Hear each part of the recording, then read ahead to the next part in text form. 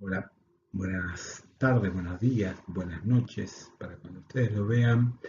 Este video, acá nuevamente yo, Guillermo Esquinela, para dar continuidad al módulo de farmacocinética en lo que hace al proceso de distribución. Bueno, esta diapositiva ustedes ya la vieron tanto en el primer seminario teórico como en el primer video subido al entorno. Pero bueno, quiero reiterarla porque creo que es muy importante en cuanto a este hábito que ustedes tienen de utilizar las imágenes, las diapositivas de las clases teóricas como material de estudio. Entonces, la idea es esto, los contenidos que vertidos en las diapositivas de los videos subidos al entorno, como en este caso, bueno, es usados en los seminarios teóricos presenciales, no reemplazan a los textos de farmacología para el estudio de la materia. Eso hace que nosotros le insistimos de que tienen que ir a textos originales también. Tanto la clase del seminario teórico presencial como en estos videos, se define un marco teórico en el cual se van a desarrollar los trabajos prácticos y tienen que ser utilizadas, como dice ahí, como guía de estudio. Esto hace que no cubra el 100% de determinados aspectos teóricos que posteriormente se le pueden pedir y preguntar en la materia en distintas instancias de evaluación. En el entorno ustedes pueden encontrar estos libros, que son los que pueden utilizar como material de estudio, y, y esta invitación que le hacemos seguir a la bibliografía original, especializada, de los libros también tiene que ver con que el proceso de aprendizaje requiere no solamente que sea captado a partir de una imagen y tratar de memorizarla, sino a través de la lectura y el procesamiento de esa información. Cuando hablo de procesamiento de esa información, va a incluir algunas temáticas nuevas, en este caso con el enfoque farmacológico, que a veces están ligadas a otras temáticas que ustedes ya vieron. Por lo tanto, cuando algo les suene a que esto es de biología, esto lo vi en fisiología, esto lo vi en bioquímica o donde sea, ustedes vuelvan a esos textos, a esos conocimientos y vean de qué manera lo pueden traer para reforzar o darle fundamento a esta temática de la farmacología.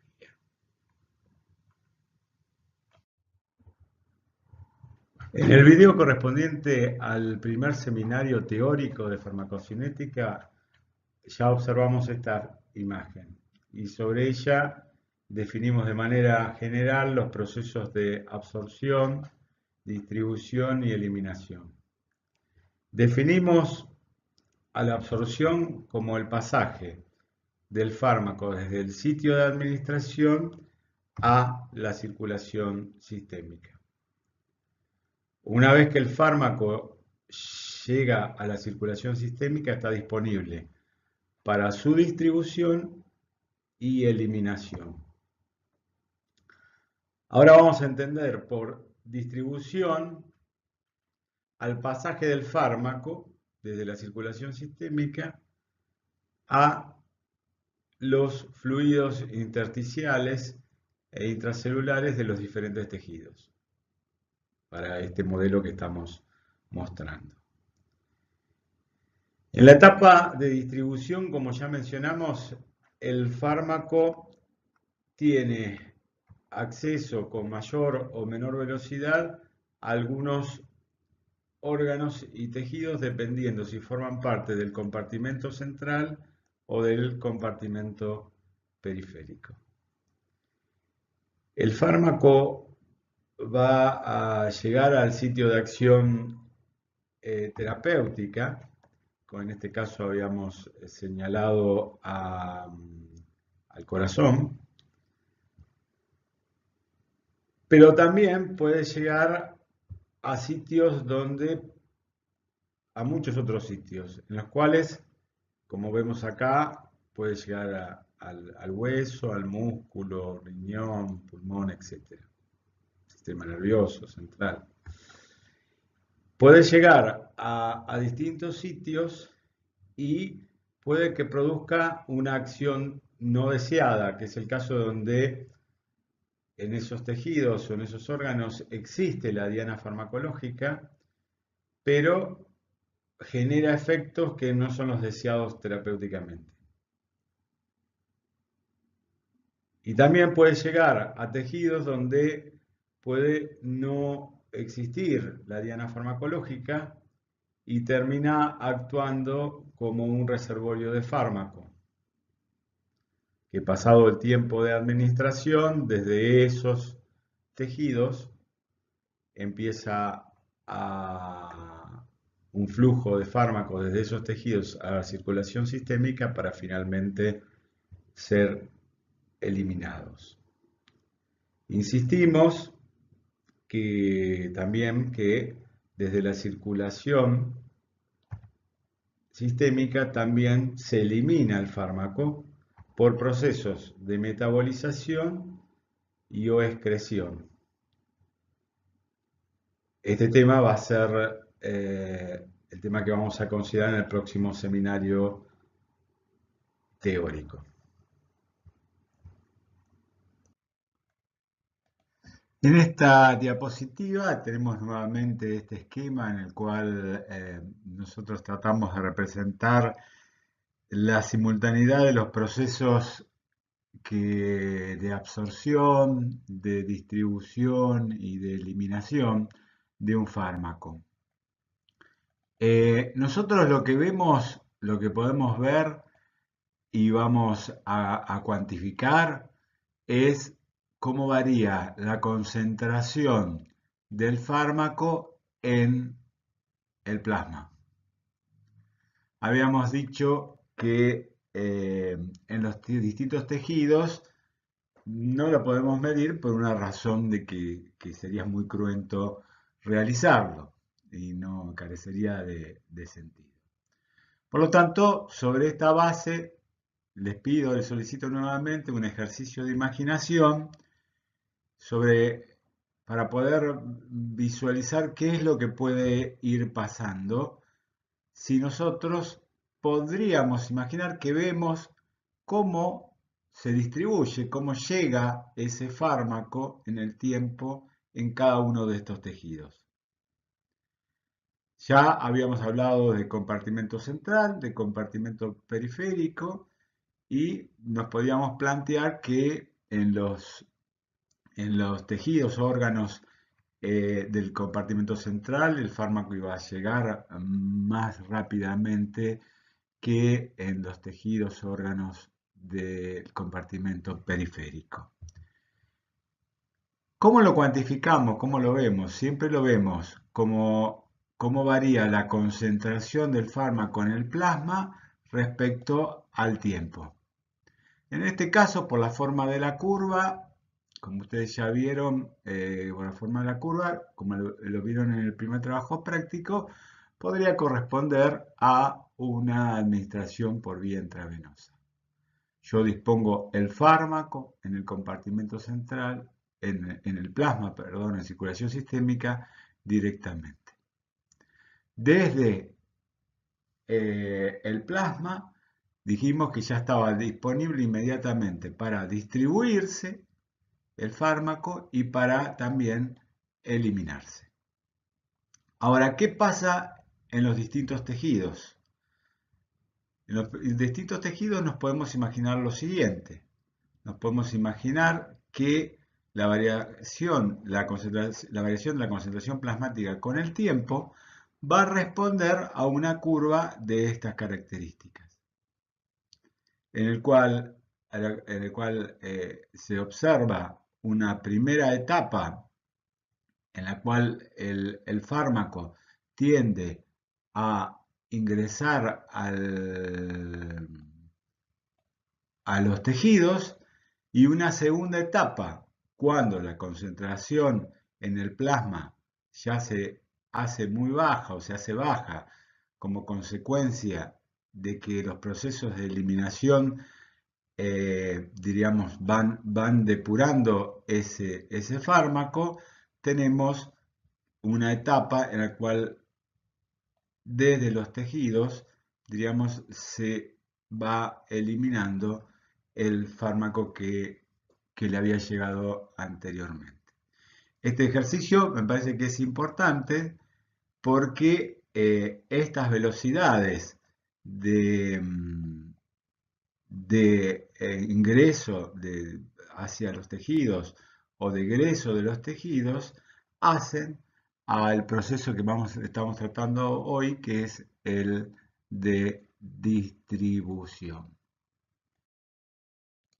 Para hablar de distribución es importante recuperar de fisiología la distribución del agua corporal.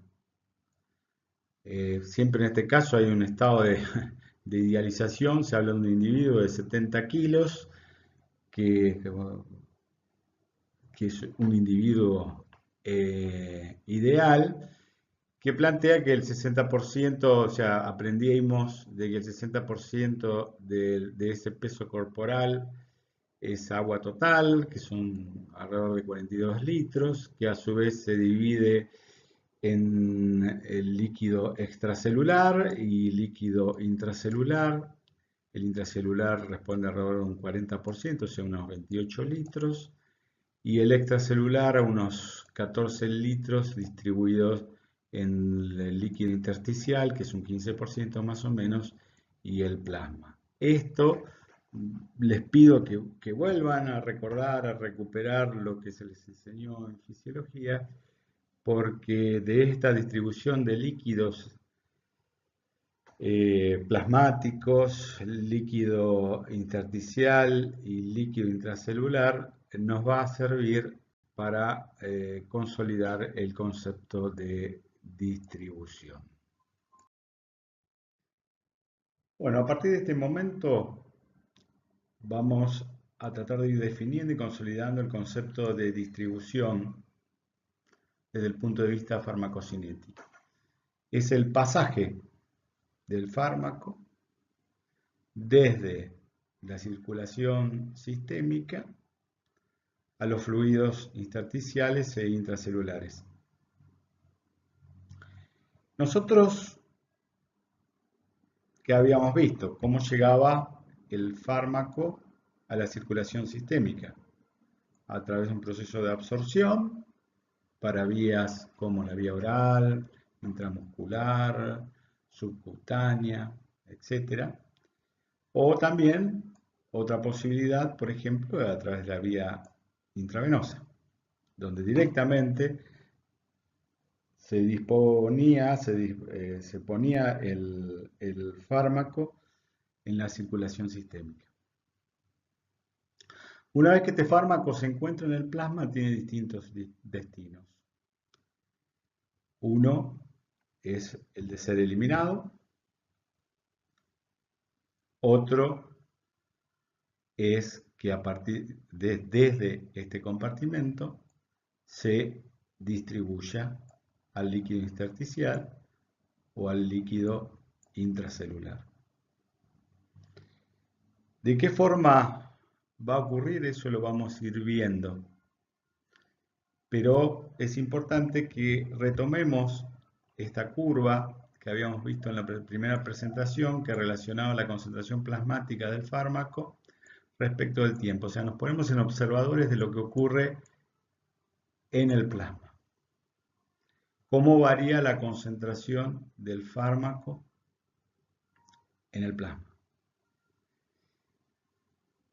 Donde en determinados momentos habíamos dicho que había zonas donde la velocidad específica de absorción era mayor a la de eliminación, que después la de eliminación se hacía mayor a la de absorción, hasta que finalmente debíamos considerar el proceso de eliminación. Entonces, ahí es donde nosotros, y habíamos dicho que desde el momento que el fármaco estaba en la sangre, además de la eliminación, teníamos la posibilidad de que se distribuya. O sea que el proceso de distribución lo vamos a ver en determinadas regiones de esta curva, hasta que en determinado momento, o sea, en el sentido de que sentimos que el fármaco, vamos a poder considerar que el fármaco va en esta dirección. Cuando la concentración del fármaco en el sitio de administración desaparece, se anula, tenemos que empezar a imaginar un proceso en este otro sentido, o sea, desde el líquido intracelular, intersticial, al plasma, para que finalmente termine eliminándose, donde ya estamos hablando de esta región de la curva. En esta diapositiva quiero que focalicemos en que en cada compartimento planteé que el fármaco puede estar en una forma ligada a proteína y en una forma libre, soluble. Esta forma libre o soluble es la que va a poder atravesar las membranas. La que está ligada a proteínas, no.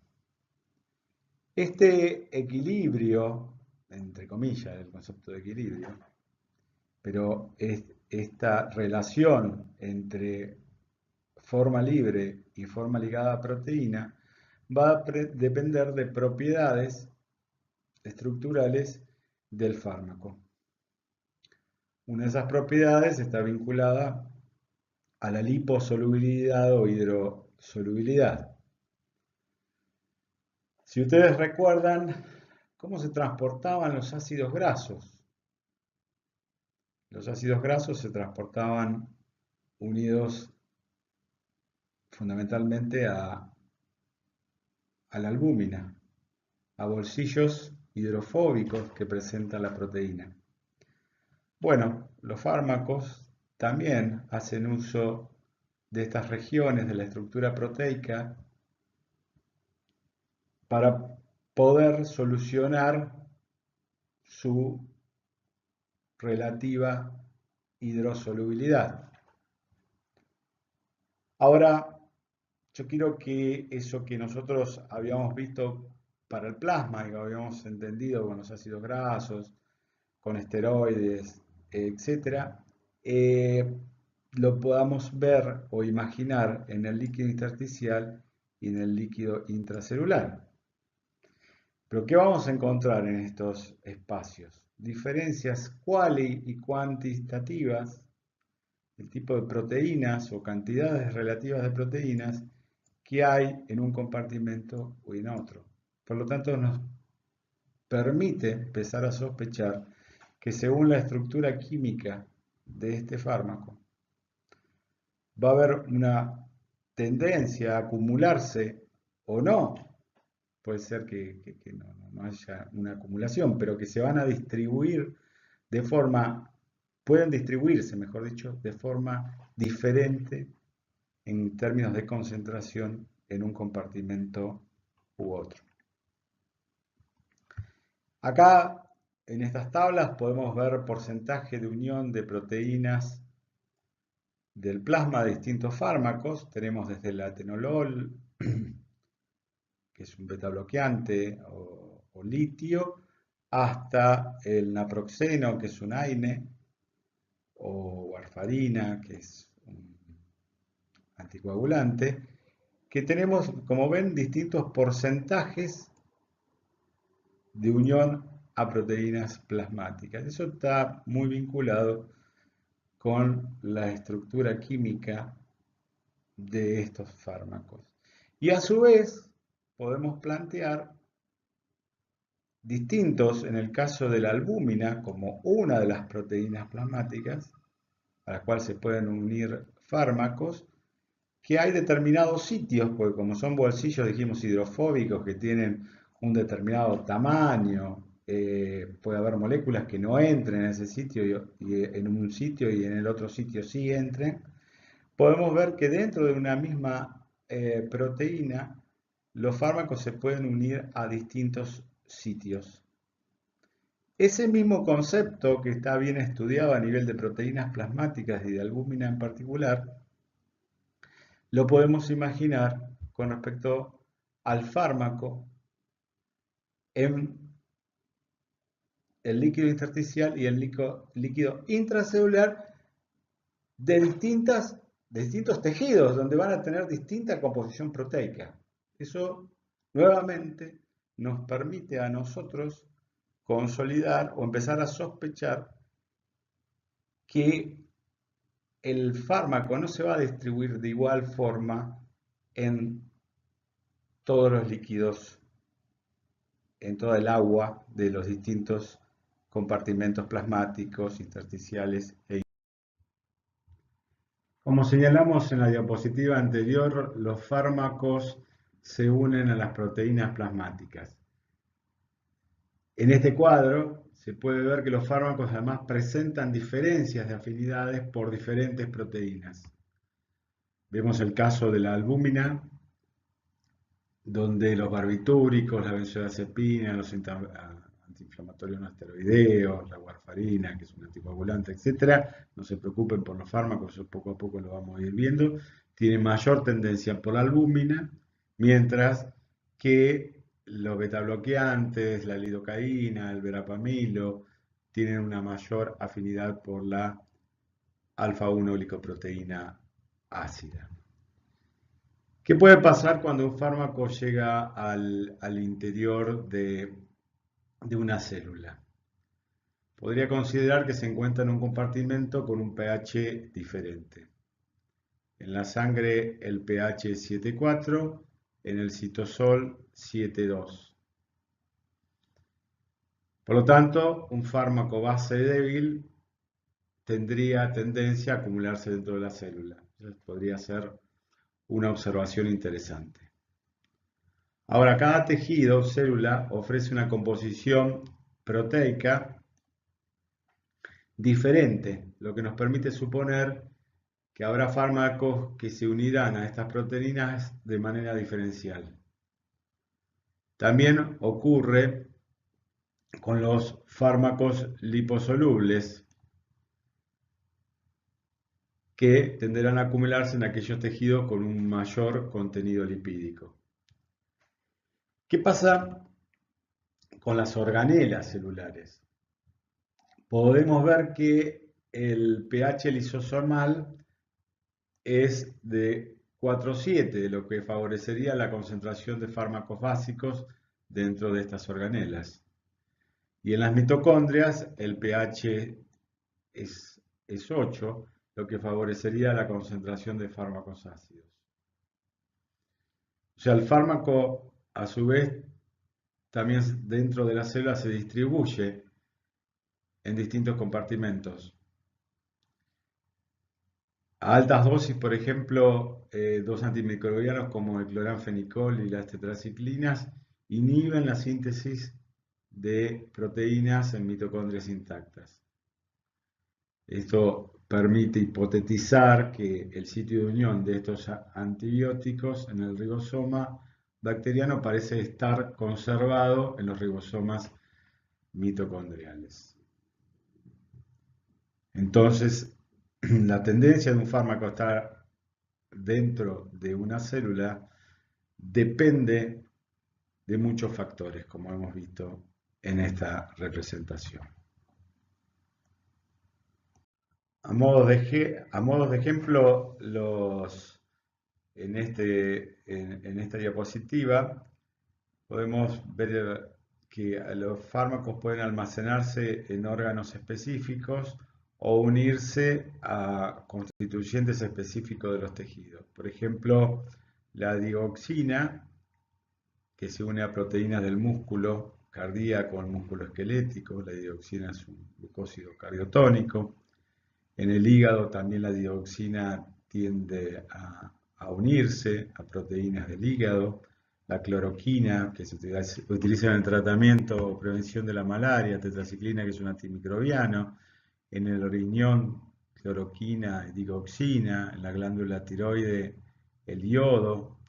La clorpromacina, para que se utiliza para el tratamiento de los síntomas de la esquizofrenia, eh, tiende a acumularse en el cerebro, lo mismo que la isoniazida, que es un antituberculoso, o la acetazolamida, que es un diurético. En la retina la cloroquina tiende a unirse a nucleoproteínas de la retina. La efedrina, que es una amina simpático-mimética, y la atropina, que es un antagonista muscarínico, en el iris tiende a unirse a la melanina. Tetraciclinas, metales pesados, tienden a unirse, almacenarse en huesos y dientes, debido a sus mucopolisacáridos del tejido conectivo. En el tejido adiposo, por ejemplo, el tiopental, que es un anestésico barbitúrico de acción rápida y de corta duración. eh, y también en el caso de tóxicos como el DDT o el arsénico, que, por ejemplo, en el caso del arsénico, que tiende a acumularse en el pelo. La idea de esta diapositiva es mostrar sitios de almacenamiento de fármacos.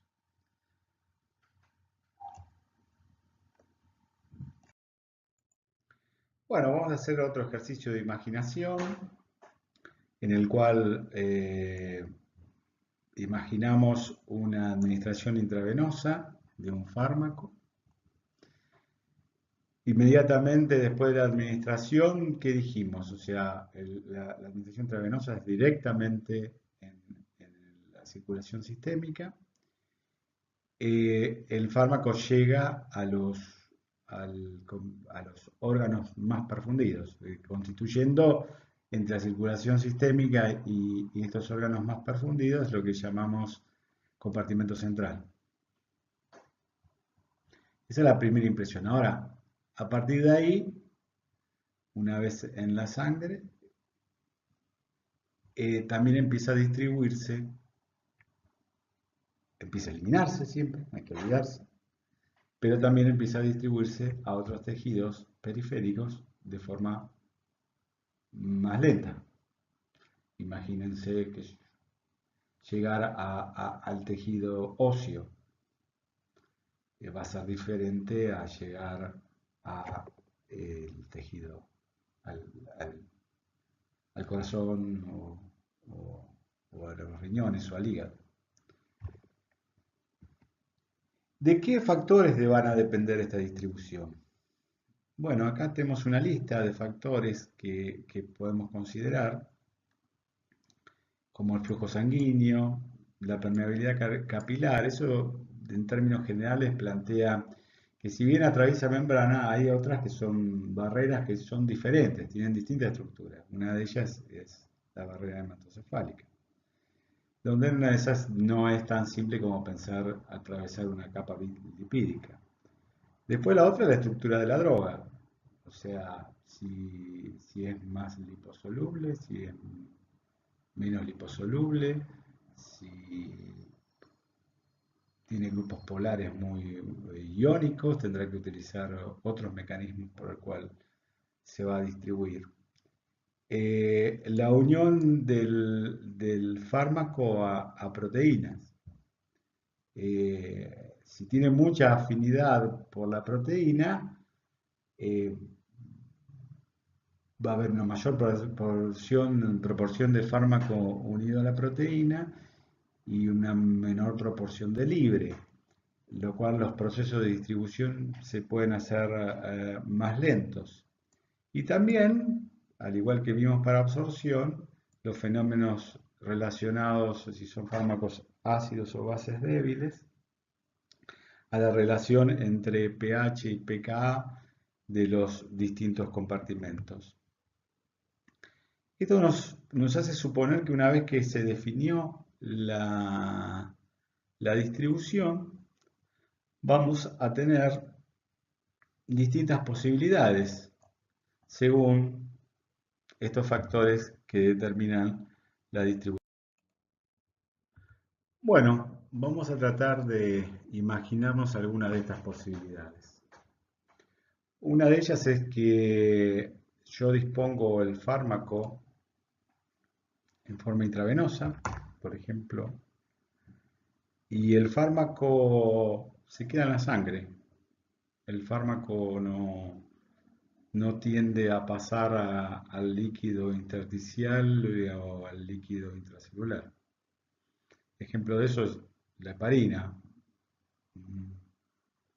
un anticoagulante que es un heteropolisacárido sulfatado. Es imposible que pueda atravesar las células endoteliales. Otra posibilidad es que el fármaco tienda a permanecer en una parte en sangre y otra parte en el líquido intersticial. Otra es que se distribuya homogéneamente en los compartimentos plasmáticos, intersticiales e intracelulares. Y otra posibilidad es que el fármaco tienda a refugiarse dentro de las células. Las células, como dijimos, ofrecen proteínas que le pueden ser afines para unirse, o no solo proteínas, sino también puede ser su composición lipídica. A partir de ahí nosotros tenemos que empezar a recordar estas curvas que vimos que nos expresan la relación entre la concentración plasmática y el tiempo para las distintas vías de administración que estuvimos viendo. O sea que nosotros lo que estamos viendo es un proceso que ocurre en el plasma. Nosotros podemos medir la concentración plasmática. No podemos saber qué es lo que ocurre en los espacios intersticiales e intracelulares. Por lo tanto, si nosotros nos planteamos ese concepto que vimos de ese soluto que lo tiramos en un recipiente que tiene agua, lo agitamos y se disolvió y tengo una concentración, la concentración me expresa una relación entre la cantidad de soluto y el volumen de disolución. Pero en este caso, nosotros sabemos que el soluto, que es el fármaco, se puede distribuir de forma diferente en los distintos compartimentos. Por lo tanto, mi referencia es la concentración plasmática. Entonces, ¿yo puedo despejar un volumen en el cual está distribuido el fármaco si yo tengo la dosis y tengo la concentración plasmática? Sí, puedo. El volumen sería igual a la dosis dividido la concentración plasmática. Ahora, ¿eso es real?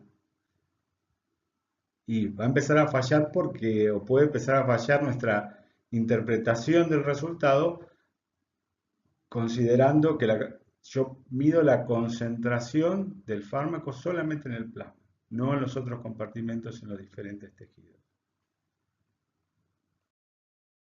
Para ir introduciéndonos más en el tema de distribución del fármaco en un organismo ideal, como dijimos, necesitamos recuperar algunos conceptos que traemos de la secundaria y que también seguramente hemos utilizado en biología, hemos utilizado en bioquímica, se ha utilizado en fisiología, que es el concepto de disolución. Las disoluciones son sistemas materiales homogéneos formados por dos o más compuestos. Como lo vemos, bueno, tenemos un soluto que es fuera de disolución, que lo agrego a un disolvente y que después de agitar se distribuye de forma homogénea, en el cual yo no puedo distinguir dos fases, sino que va a ser una única fase, pero hay dos componentes en este caso. También hay que recuperar la magnitud que expresa cuánto hay de este soluto en esta disolución, en la cual uno intuitivamente aprende cuando recién da los primeros pasos que hay más soluciones más diluidas y hay otras más concentradas, pero la manera de cuantificarla es a través de las unidades de concentración, que expresan la relación entre la cantidad de soluto y la cantidad de disolución o disolvente. Existen distintas unidades de concentración. Eh, Ustedes seguramente han utilizado la de normalidad, donde expresa miliequivalentes por litro o equivalentes por litros. La de molaridad, donde expresa milimolar, milimoles por litro o moles por litros. Y el tanto por ciento en pesos, que expresa la cantidad de gramos que hay en 100 mililitros de disolución. Bueno, en esta gráfica podemos suponer que se evalúa, o podemos definir que se evalúa cómo varía la concentración plasmática de un fármaco en el tiempo para una administración intravenosa. Cuando nosotros hablamos de concentración plasmática, ¿a qué nos referimos? A la relación que hay entre la cantidad de fármaco administrado, dosis podríamos decir, y el volumen en el que se distribuye. De esta relación hay dos parámetros conocidos, como son la dosis y como es la concentración plasmática, y sobre esos dos datos conocidos nosotros podríamos o podemos despejar y calcular el volumen de distribución de ese fármaco.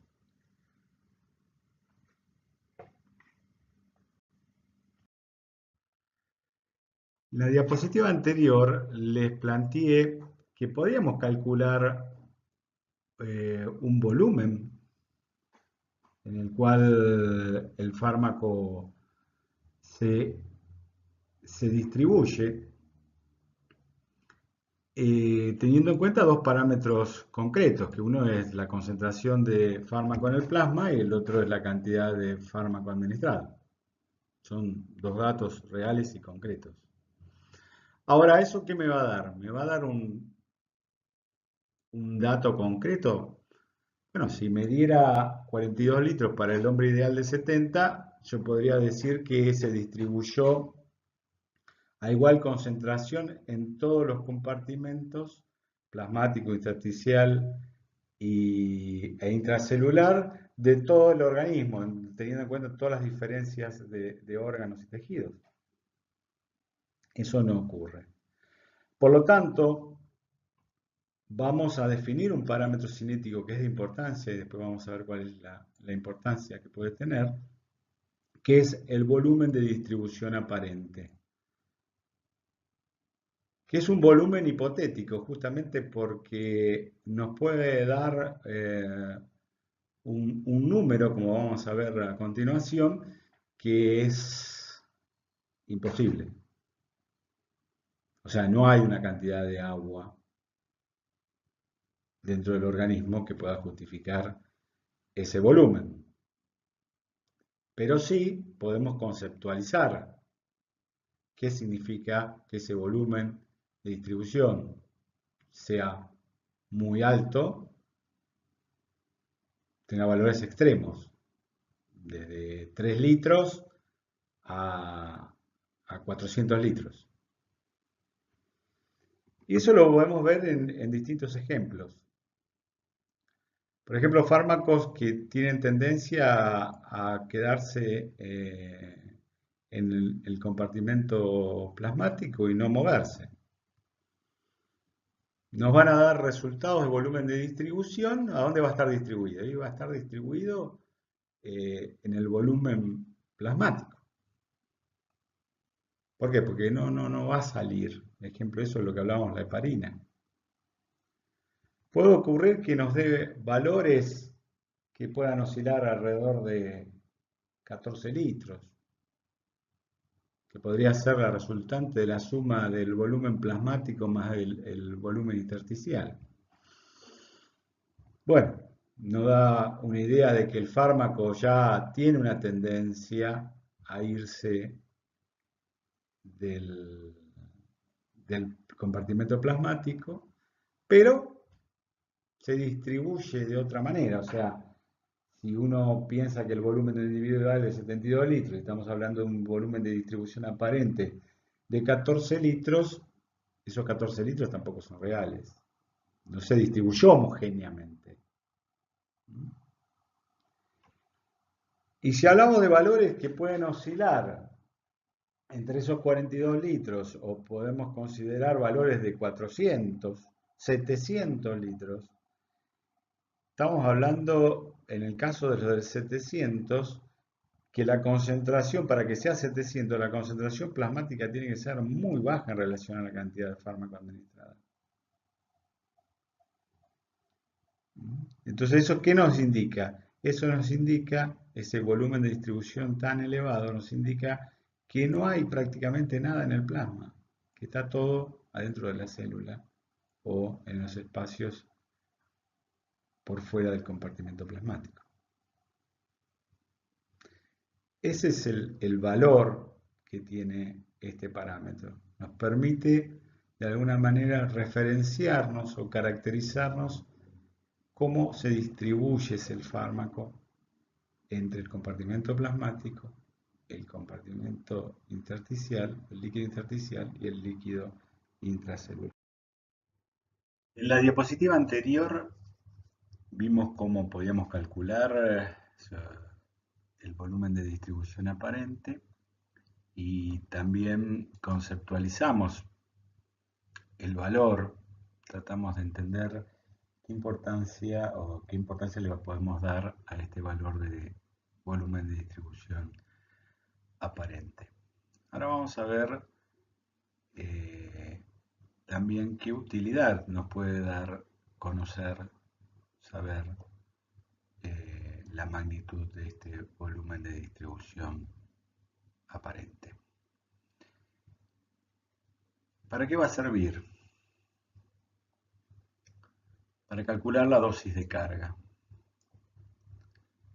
¿Qué entendemos por carga de un fármaco? Como dice acá, se denomina carga de un fármaco a la administración de una dosis elevada, necesaria para alcanzar rápidamente niveles terapéuticos en sangre.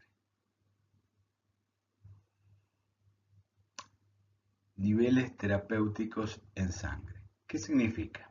Los invito a ver nuevamente esta curva que relaciona la concentración plasmática con el tiempo. Niveles terapéuticos en sangre significa que nosotros necesitamos que el fármaco alcance una determinada concentración en sangre para poder nosotros empezar a observar el efecto terapéutico. Eso significa que nos garantizamos que en el sitio de acción, sobre el blanco farmacológico, está llegando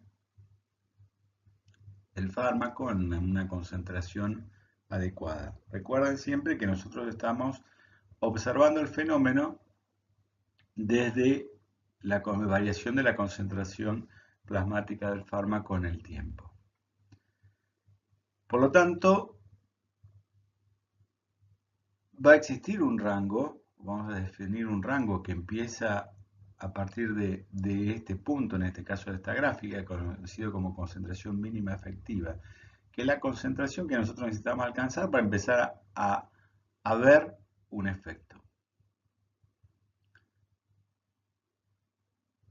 Por encima de esto es ilimitado ese efecto terapéutico. No, no es ilimitado.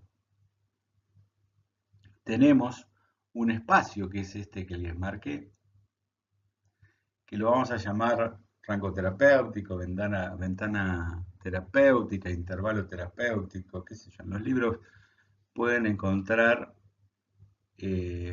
distintas formas de llamarlo. Pero nosotros vamos a tener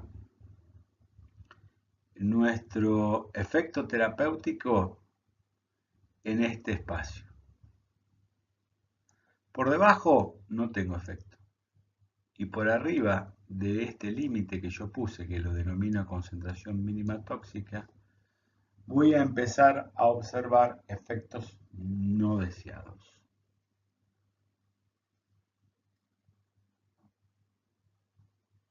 En el caso de una administración de este tipo, vamos a suponer que es oral o intramuscular,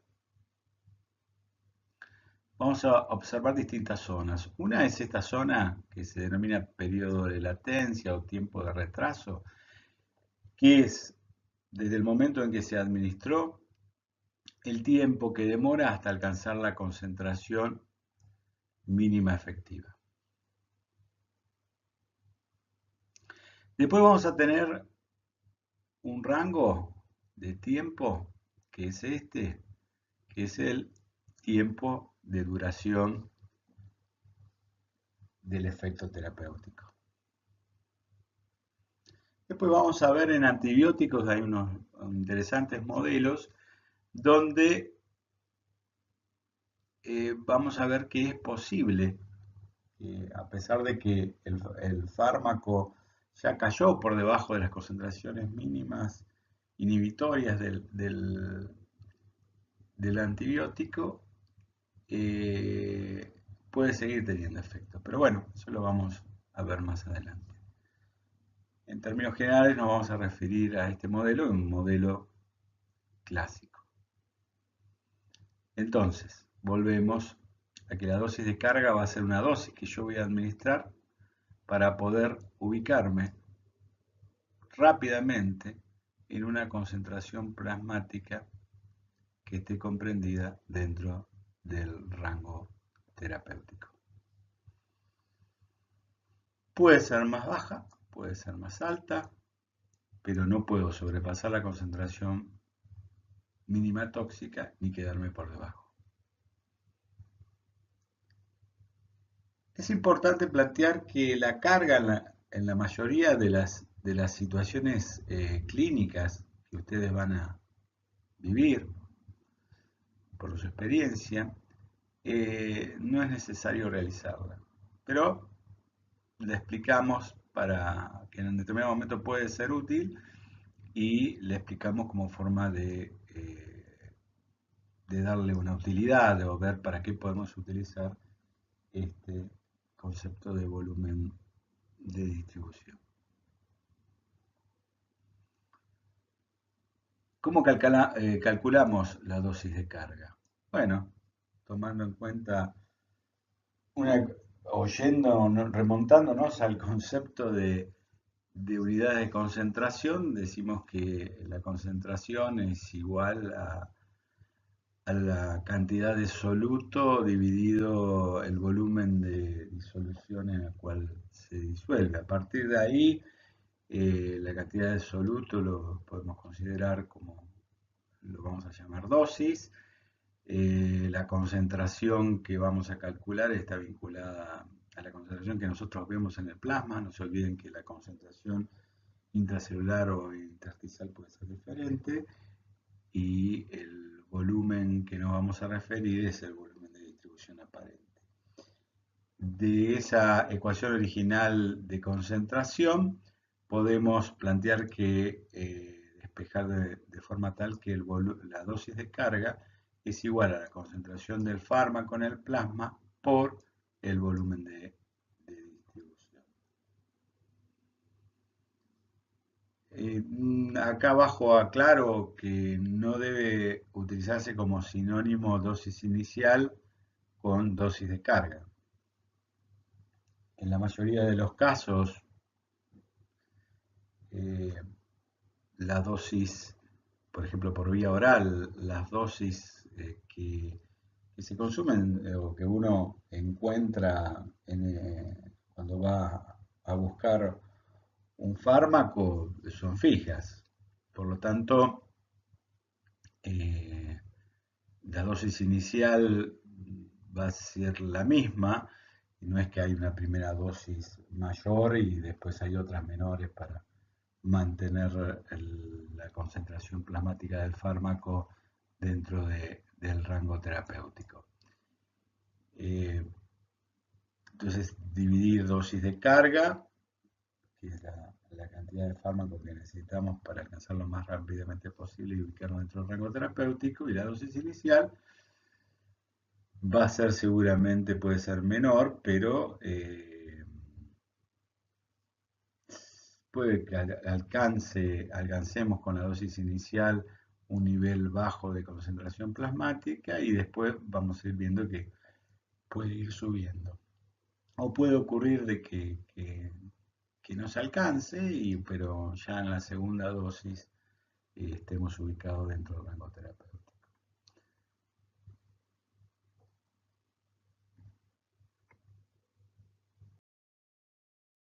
Bueno, terminando la presentación, vamos a referirnos a los factores que afectan el volumen de distribución aparente. Hay causas que pueden ser de tipo fisiológico, patológico, diatrógeno, y vamos a ver una serie de ejemplos que lo vi en la bibliografía y me pareció que estaba bastante bueno separarlos como factores que afectan el volumen real eh, de la persona y factores que afectan la unión a proteínas plasmáticas. Estas son clasificaciones o formas de representar. Ustedes, si la ven en un listado y las interpretan, da exactamente lo mismo. Vamos a referirnos como ejemplo, el primer ejemplo, a los edemas. Los edemas se caracterizan por un aumento en el contenido en el volumen del líquido intersticial. Entonces la pregunta es, ¿qué pasa con los fármacos hidrosolubles y con los fármacos liposolubles?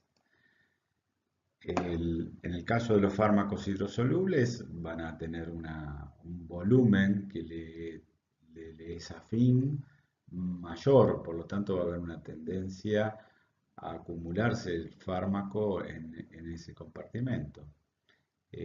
Por lo tanto, el volumen de distribución aumentaría.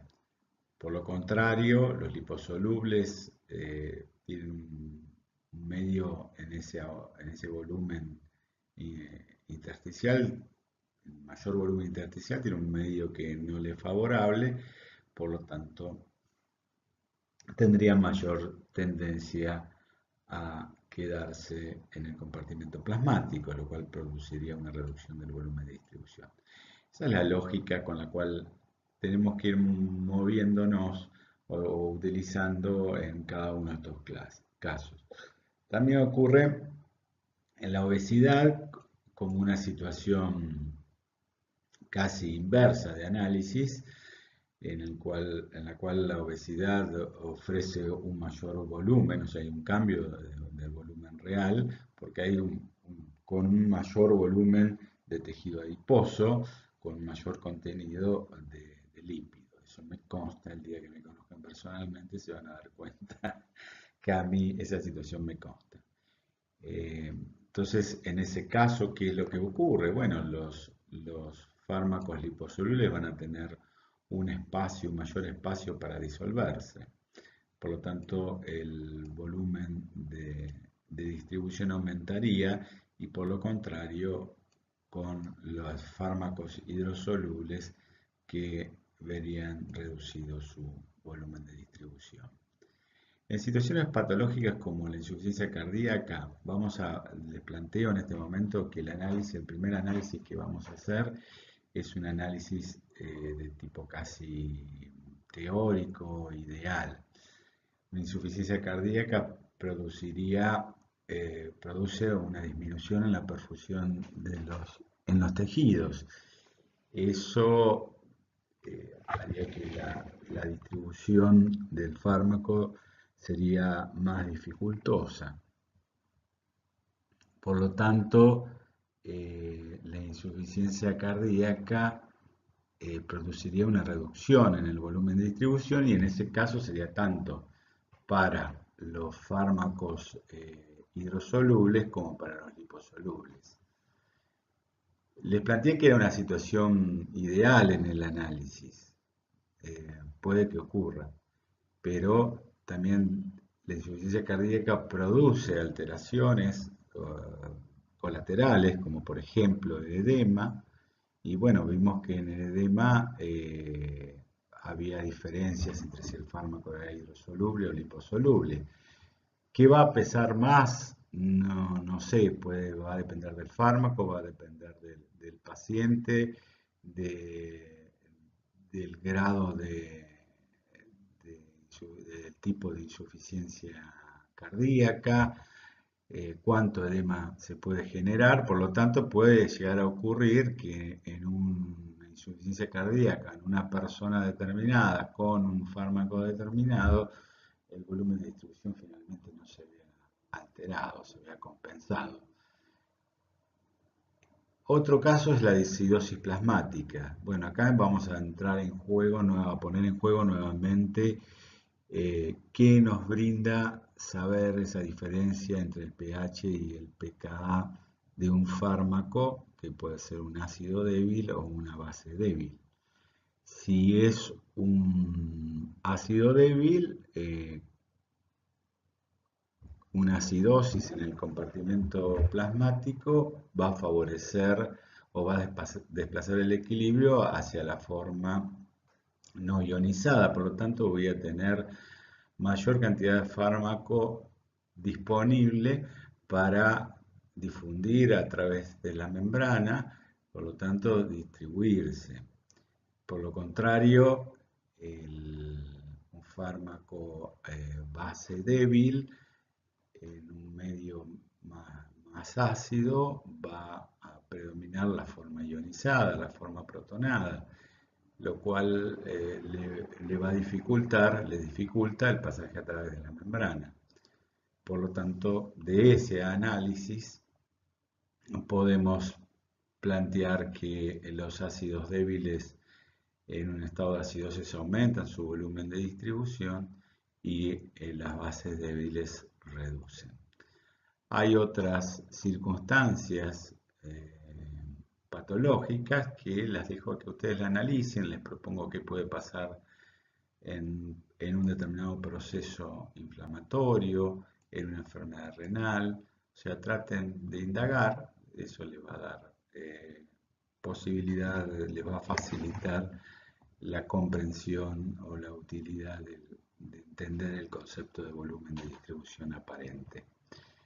Los otros factores que podemos mencionar están relacionados con la alteración de la unión a proteínas plasmáticas. Vamos a dar algunos pocos ejemplos, pero bueno, algunos casos son factores de tipo fisiológico que tienen que ver con el contenido de, por ejemplo, albúmina en sangre en el caso de los recién nacidos o de los ancianos. En general, o pueden llegar a estar disminuidos.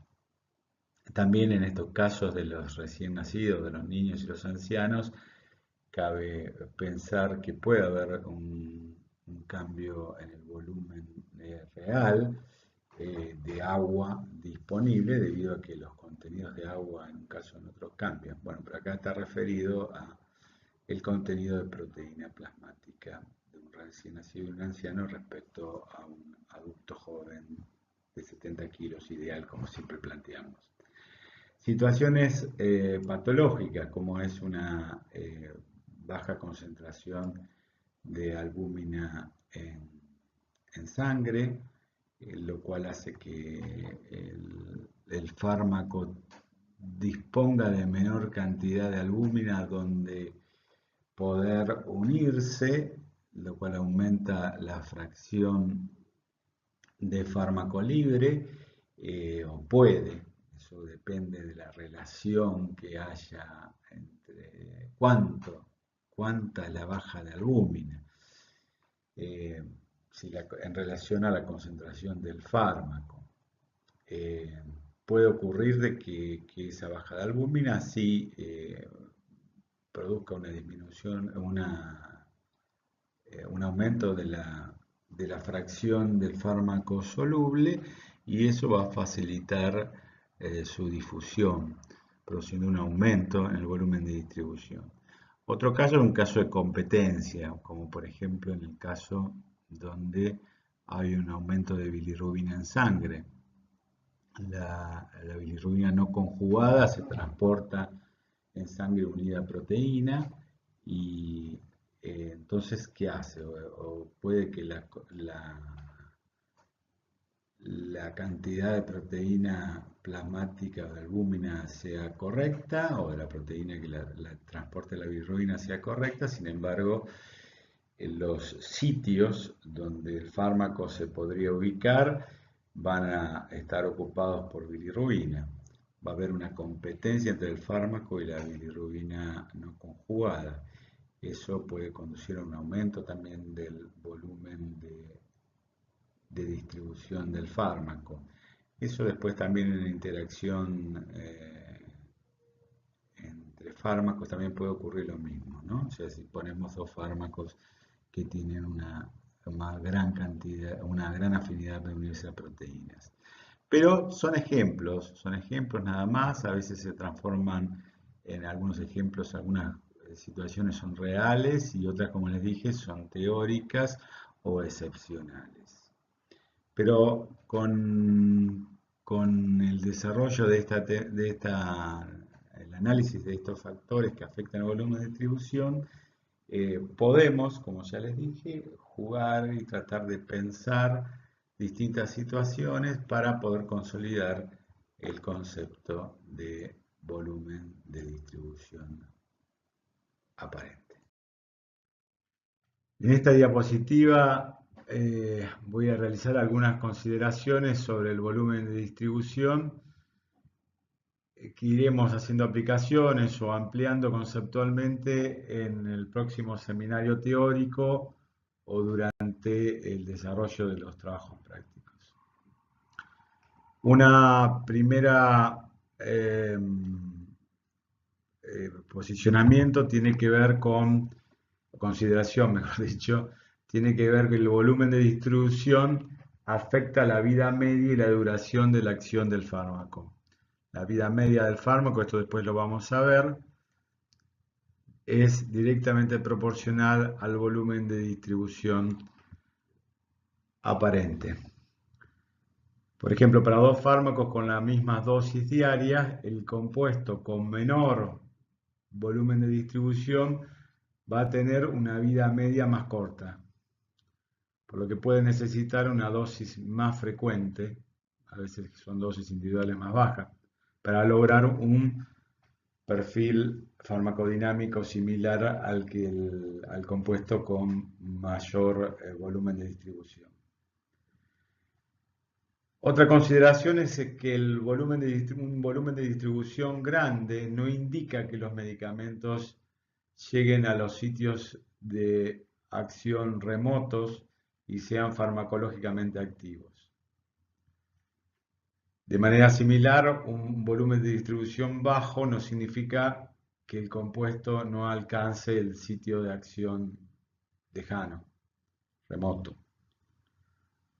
Otra consideración es que un volumen de distribución alto y una concentración tisular total alta no se traduce necesariamente en una mejor actividad para los objetivos de la enfermedad en los tejidos. Y una última consideración que creo que puede ser interesante como concepto global, está vinculado a que los transportadores, los gradientes de pH y los potenciales electroquímicos pueden afectar el volumen de distribución, pero la magnitud en que lo hace suele ser pequeña. Lo que es importante es la unión a proteínas. La unión a proteínas normalmente juega el papel dominante en la determinación del volumen de distribución.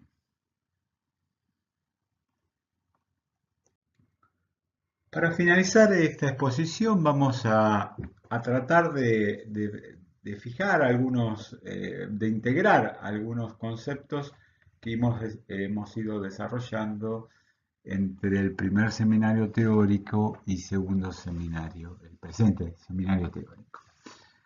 Uno era, vamos a considerar un grupo de fármacos que son las benzodiazepinas. Son fármacos que actúan sobre el sistema nervioso central, después lo vamos a ir desarrollando, pueden tener distintas indicaciones como sedantes, anticonvulsivos, hipnóticos, etcétera, que actúan sobre los receptores GABA-A, favoreciendo el pasaje de cloruro, y eso hiperpolarizando generando una hiperpolarización de la molécula, de la neurona, perdón.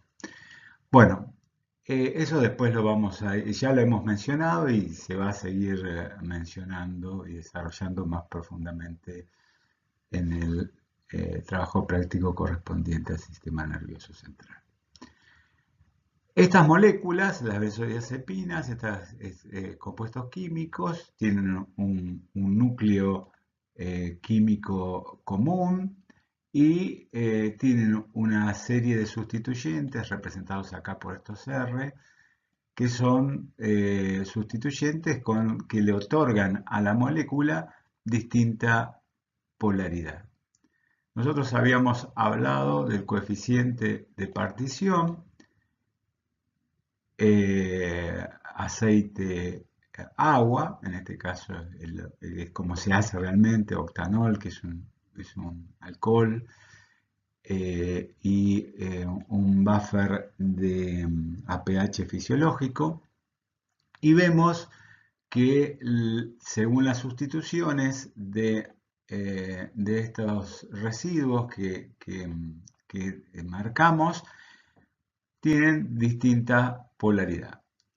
O sea, van a ser desde más hidrofóbicos a menos hidrofóbicos.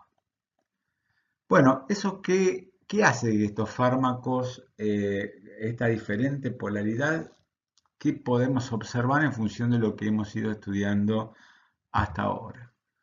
Una cuestión tiene que ver, por ejemplo, con el proceso de absorción, la velocidad de absorción de estos fármacos. Tenemos una benzodiazepina tipo A, una benzodiazepina tipo B y vemos curvas diferentes. Evidentemente, el fármaco A, la benzodiazepina tipo A, se absorbe más rápidamente que la B. Eso a nosotros nos puede hacer inferir que tiene que ver con esta diferencia de polaridad. Evidentemente también uno puede inferir que aquellos, si la absorción se da a través de un mecanismo de transporte por difusión simple, aquellos fármacos que son más liposolubles se van a absorber más rápidamente que los fármacos menos liposolubles. Por otro lado, es importante plantear también algo que mencionamos en la diapositiva anterior, la relación entre un parámetro que vamos a desarrollar mejor en el próximo seminario teórico, que es la vida media de eliminación, y el volumen de distribución aparente. a mayor volumen de distribución, mayor vida media de eliminación. En este caso, en esta curva donde vemos concentración del fármaco en el plasma respecto al tiempo, vemos dos curvas, una línea continua y otra línea guionada de alguna manera, con guiones, que son diferentes. Uno puede plantearse y decir, bueno, a ver, a igual dosis de estos fármacos, de este fármaco, con igual clearance, con igual parámetro de depuración, aquel fármaco que tiene mayor volumen de distribución, dijimos que iba a tener mayor vida media de eliminación, que es el caso de esta curva guionada. Pero no solamente va a tener una vida media más prolongada, sino que también tiene una menor concentración a tiempo cero y tiene, sin embargo, la misma área bajo la curva, o sea, la misma biodisponibilidad. Acá la idea es que ustedes relacionen vida media de eliminación con volumen de distribución. ¿La molécula cuál es más liposoluble en este caso? Bueno, cuanto más liposoluble es, suponemos o planteamos, podemos inferir de que tiene un mayor volumen de distribución. Esto lo vamos a ir consolidando, que no le genere pánico, pero la idea es marcarle el tema, que ya en sus oídos entre el tema para posteriormente en los próximos seminarios teóricos y trabajos prácticos ustedes puedan cerrarle esta relación entre vida media, volumen de distribución aparente y depuración.